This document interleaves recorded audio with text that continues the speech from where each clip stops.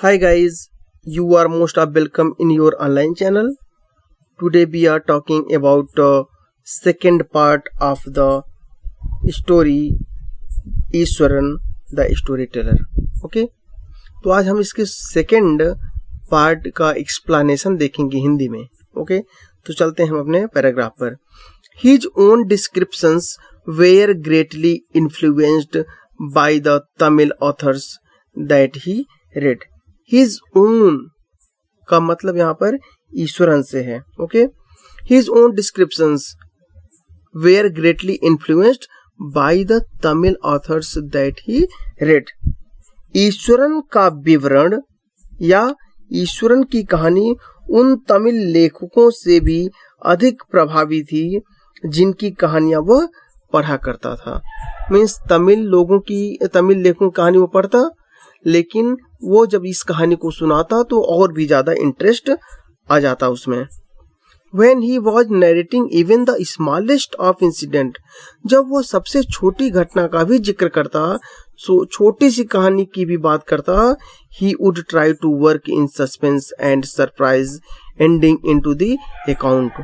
तो वह उस कहानी में सस्पेंस और सरप्राइज लाने का प्रयास करता था. फॉर एग्जाम्पल के रूप में, instead of saying that he had come across the uprooted tree on the highway, यदि वह कोई uprooted tree को देखता सड़क पर और उससे होकर आता तो यह नहीं कहता कि मैं एक उखड़े हुए पेड़ से आया हुआ. अब यहाँ पे uprooted tree का मतलब पहले आप समझ लें, चित्र में देख लें, नहीं तो आप समझ कम पाएंगे. जैसे आप देख रहे हैं ये कोई पेड़ है उखड़ा हुआ, ये उसकी जड़ें हैं, या यहाँ पर भी देख सकते हैं उसकी जड़ें हैं. यहाँ पर देखें ये उखड़ा हुआ पेड़ है और यहाँ पर उसकी डालियां गई हुई हैं, तो इसी को हम बोलते हैं अपरूटेड ट्री. ओके, तो जब वह देखता कि कोई सड़क पर एक अपरूटेड पेड़ है, उखड़ा हुआ पेड़ है, तो उसे सिंपल भाषा में नहीं बताता कि मैं उखड़े हुए पेड़ के बगल से घर चला आया. वो कैसे बताता उसको, तो ये देखते हैं हम. Instead of saying that he had come across the uprooted tree on the highway, वो ये नहीं बताता. अब बताता क्या, he would say, वह कहता, with eyebrow suitable arched and hand held out in dramatic gesture. सबसे पहले तो वो अपने भावों को चढ़ा लेता, अपने एब्रो को चढ़ा लेता और अपने हाथों को पेड़ों की डालियों की तरह या विचित्र तरीके से ड्रामेटिक गेस्चर में उसको बना लेता, भाव भंगिमा बना लेता, और कहता क्या, द रोड वॉज डेजर्टेड, रास्ता पूरी तरह सुनसान था, एंड आई वॉज एलोन, और उस रास्ते में मैं ही अकेला था और कोई नहीं था. सडनली, अचानक, I spotted something that looked like a enormous bulgy beast lying sprawled across the road, और अचानक ही मैंने देखा, क्या देखा भैया, that enormous bulgy beast lying sprawled across the road, कि सड़क के बीचों बीच में एक बहुत भयानक, बहुत बड़ा जंगली भयानक जानवर लेटा हुआ है. अब जैसे आप एग्जाम्पल में देखें, यहाँ पर आप देख सकते हैं दिस, ये क्या है, एक बहुत बड़ा जानवर है, ठीक, और यहाँ पर भी आप देखें ये जानवर है, ठीक. अब ये जानवर को एक्सप्लेन कैसे करता, जबकि एक्चुअली में वो पेड़ अपरूटेड पेड़ है ना, मैंने आपको दिखाया कि दिस इज अपरूटेड ट्री, और इसको अपरूटेड ट्री ना बता के वो कहानी में कैसे जान डालता था. कहता था मैंने देखा कि सड़क पर एक बहुत बड़ा जानवर था जो कि वहां पर लोट रहा था या लेटा हुआ था, ठीक. और फिर क्या होता है, sorry, I was half inclined to turn and go back.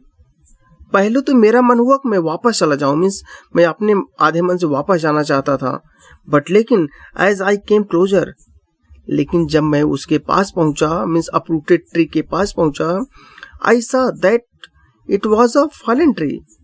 तो मैं जब वहां पहुंच कर देखता हूं तो यह कि गिरा हुआ पेड़ है, उखड़ा हुआ अपरूटेड पेड़ है, ना कि कोई बिजी बीस्ट लाइंग स्पैरल्ड है, ना कि कोई बहुत बड़ा जानवर सड़क पर लेटा हुआ है. With its dry branches spread out, और ये जो उखड़ा हुआ पेड़ है इसकी सूखी डालियां इधर उधर फैली हुई हैं, और उसी को बता रहा था एक जानवर है, उसका बड़ा सा हाथ पैर है something. Mahendra would stretch himself back in his canvas chair and listen to Ishwaran's tale uncritically. Okay, तो मैं इसके बाद क्या होता फिर, महेंद्र कैनवास की कुर्सी पर अपने हाथ को फैलाते हुए बिना किसी बाधा के ईश्वरन की कहानियां सुनता था। जैसे आप लोग भी किसी एक ही पोजीशन में बैठे होते हैं तो बाद मन करता है लाओ हाथ पैर थोड़ा सा फैला लेते हैं, तो इस तरह से जब एक कहानी सुन लेता महेंद्र, तो पहले अपने हाथ पैर को पूरी तरह से फैलाता और फैलाने के बाद अपनी जो कैनवास की चेयर होती थी उस पे और टांग वगैरह फैला लेता, पैर फैला लेता और अपने कंडीशन को चेंज करके फिर से वह ईश्वरन की कहानी को सुनने लगता। और यहाँ दिया है अनक्रिटिकली, मगर कोई उसका विरोध नहीं करता, चाहे वो गलत बता रहा है, सही बता रहा है, झूठ बता रहा, कुछ भी उसे लगता भी कि झूठ बता रहा है, फिर भी उसमें वो रोका टोकी नहीं करता था। ठीक, तो बच्चों हम चलते हैं नेक्स्ट पैराग्राफ पर।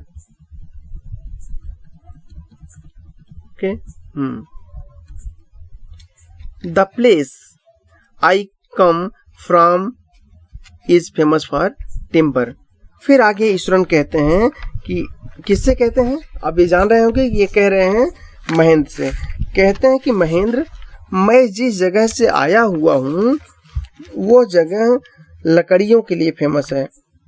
यहाँ पे लिखा हो ना famous for timber, timber means लकड़ियाँ। कैसी लकड़ियाँ आप चित्र में देख सकते हैं, दिस इज टिम्बर, जैसे पेड़ काट के लकड़ियाँ इकट्ठा की जाती हैं, यहाँ पर भी आप देख सकते हैं दिस इज टिम्बर, तो इसी को हम बोलेंगे टिम्बर। ठीक है, तो यहाँ पर फिर से ईश्वरन बताते हैं कि मैं जिस जगह से यहाँ पर आया हुआ हूँ या जहाँ पर मेरा घर है वहाँ पर वो मेरा गांव या मेरा शहर टिम्बर के लिए बहुत फेमस है, लकड़ियों के लिए बहुत फेमस है।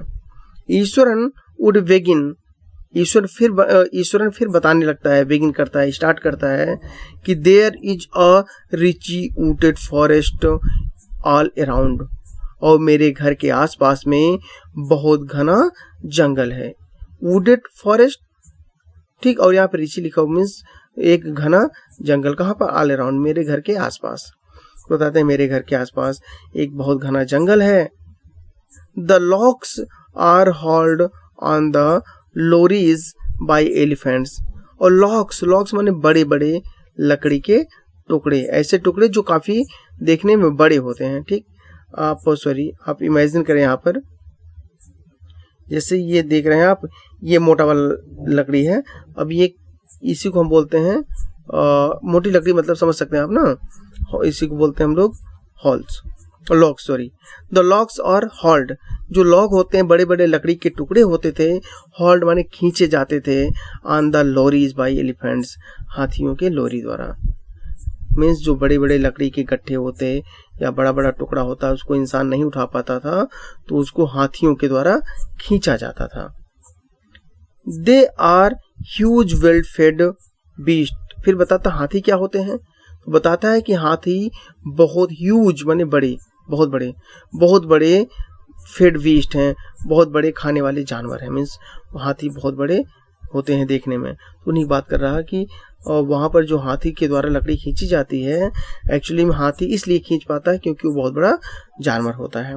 When they turned wild, even the most experienced महावत is not able to control them, और बताता है जब कभी भी ये जो हाथी होते हैं विल्ड, जंगली हो जाते हैं, पागल जैसे हो जाते हैं, तो ऐसी कंडीशन में कितना भी एक्सपीरियंस्ड महावत हो, महावत मतलब जो हाथी को चलाते हैं, कितना भी अनुभवी महावत हो, वो हाथियों को कंट्रोल नहीं कर पाता है। बता रहे हैं जब एक बार हाथी जंगली हो जाता है, ठीक, तो उसे कोई भी महावत कंट्रोल नहीं कर पाता है, भले ही वो कितना भी अनुभवी हो। After this prologue Eswaran would launch into an elaborate anecdote involving an elephant. ठीक, तो फिर अपनी कहानी शुरू करने से पहले, यहाँ पे प्रोलॉग माने होता है कहानी शुरू करने से पहले, ठीक, जैसे मैंने आज आपको समरी बताई थी पहले पार्ट में। तो आफ्टर दिस प्रोलॉग, यह जो कहानी अभी तक इन्होंने बताया, ये एक्चुअली कहानी की शुरुआत है यहाँ पर। ठीक, तो Eswaran would launch into the elaborate anecdote involving an elephant. वो इलेबोरेट करना शुरू करता है, कहानी बताना शुरू करता है। बता रहे हैं कि कहानी शुरू करने से पहले ईश्वरन हाथी के बारे में बढ़ा चढ़ाकर व्याख्या करता है, इलेबरेट व्याख्या करता है। एनेक्डोट इन्वॉल्विंग, एनेक्डोट में बढ़ा चढ़ा करके, इन्वॉल्विंग एन एलिफेंट, एलिफेंट के बारे में।